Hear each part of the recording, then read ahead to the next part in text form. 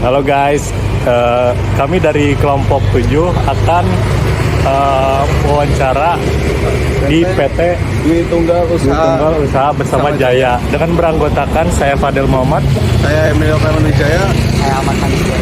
Dan saya Abdul Zeller. Nah, saat ini kita akan mewawancarai Bapak Alvan selaku manajer perusahaan. ya, gitu. Oke, baik. Let's go. Selamat menyaksikan. Semuanya, kali ini kami akan menginterview Pak Alvan dari PT Dwi Tunggal. Kapan perusahaan itu didirikan dan siapa pendiri? Tahun 2000, jadi baru 4 tahun.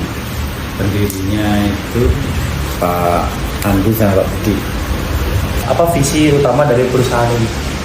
Karena kita bergerak di bidang distribusi itu menjadi penyedia bahan bangunan, ya kita fokusnya ke produk material building, jadi mitra yang terpercaya dan memberikan solusi sesuai dengan kebutuhannya. Terus gimana cara perusahaan itu menerapkan visi tersebut? Kita menyediakan produk yang berkualitas, produk yang inovatif, yang berstandar tentunya itu, dan sesuai dengan kebutuhan. Dan untuk visi perusahaan, Dan pertama memberikan produk bahan bangunan yang berkualitas, kemudian memberikan pelayanan yang terbaik dan memberikan solusi yang terbaik ke pelanggan kita. terus gimana strategi dari perusahaan untuk mencapai tujuan tersebut? Tentu kita bekerja sama dengan pabrikan, produsen ya, untuk mensupport kita produk-produk yang berkualitas itu.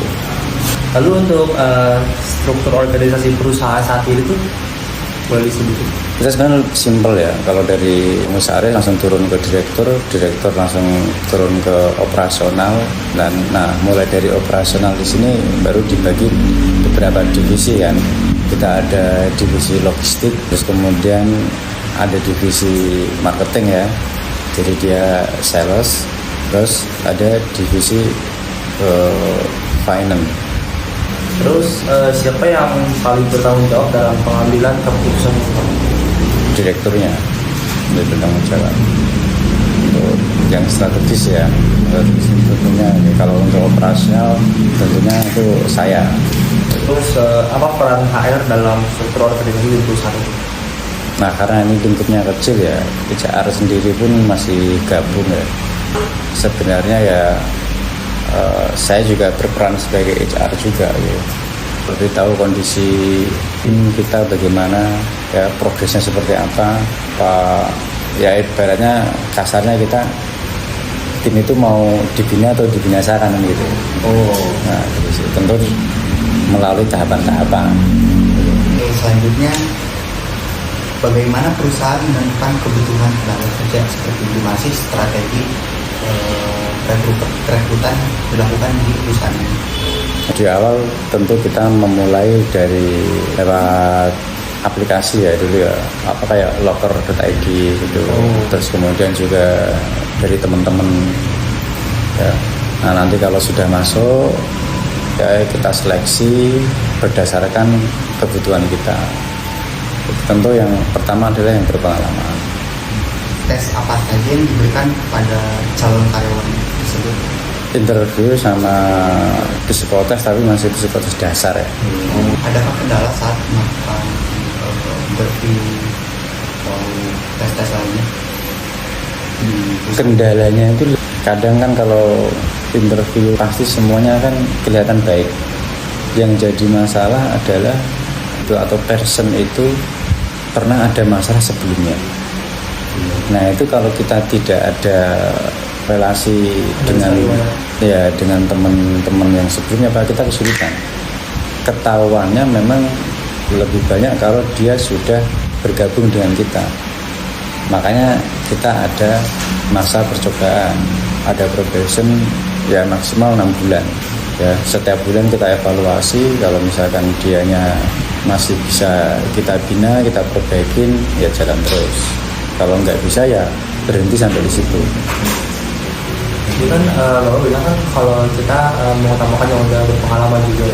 Kalau kayak itu apakah ada ruang untuk karyawannya kayak istilahnya fresh graduate atau belum ada pengalaman? Ada, sebenarnya ada. Dengan melakukan interview itu kita akan tahu bahwa pola pikirnya kandidat itu seperti apa.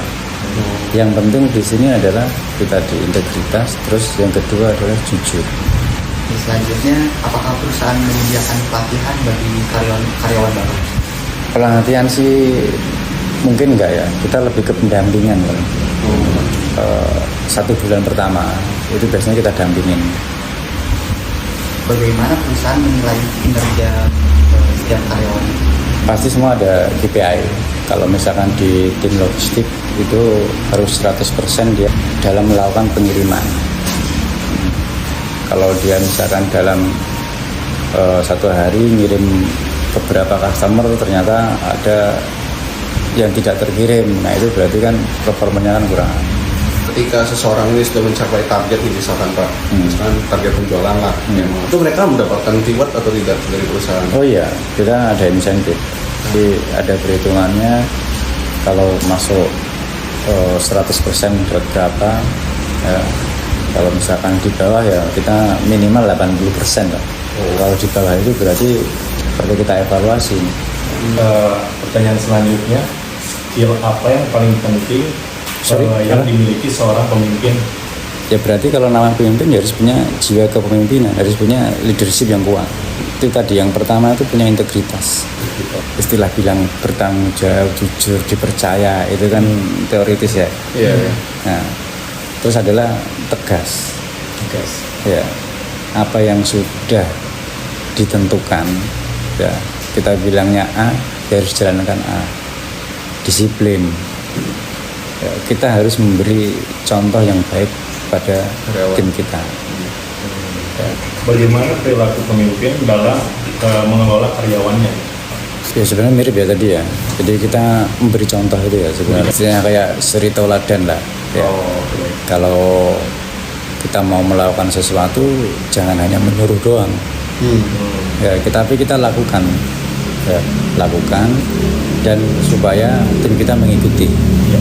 Tapi kalau kita hanya menyuruh itu biasanya nggak akan jalan. Gitu. Bagaimana cara Anda mengatasi suatu konflik dalam tim dan gaya komunikasi apa yang biasanya dipakai dalam mengatasi konflik tersebut? Setiap orang mempunyai karakter berbeda. Kalau kita menghadapi dengan karakter A, ya kita harus sebagai dia. Cara mengatasinya begitu. Terus kalau yang B ya berarti kita begitu. Tidak semuanya harus kita samakan. Oke, lalu apa contoh perubahan besar yang pernah dilakukan seorang pemimpin di kantor? Kalau di sini misalkan ada biasanya satu tim atau karyawan itu biasanya ada yang kayak senioritas atau ada yang berpengaruh. Nah, dia itu lebih condong kemana? Kalau dia lebih ke hal negatif, jadi harus kita selesaikan dulu. Kita selesaikan. Kalau misalkan nggak bisa ya sudah kita buang. Dan itu sangat berpengaruh. Progresnya berpengaruh. Tapi kalau misalkan dia arahnya positif, ya akan kita ambil dia. Akan kita ambil supaya apa yang kita harapkan atau menjadi KPI perusahaan itu tercapai. Bagaimana penanganan pelanggaran ketika di perusahaan? Ya, kita kan ada tata tertib, ya, ada SOP lah. Ya, pelanggaran-pelanggaran itu ada tingkatannya. Ya, pelanggaran ringan, sedang dan berat. Ya itu kita melalui dari ada SP1, SP2, SP3 ya sampai pemutusan bulan kerja. Jadi ya ada tingkatannya lah kesalahan-kesalahan itu.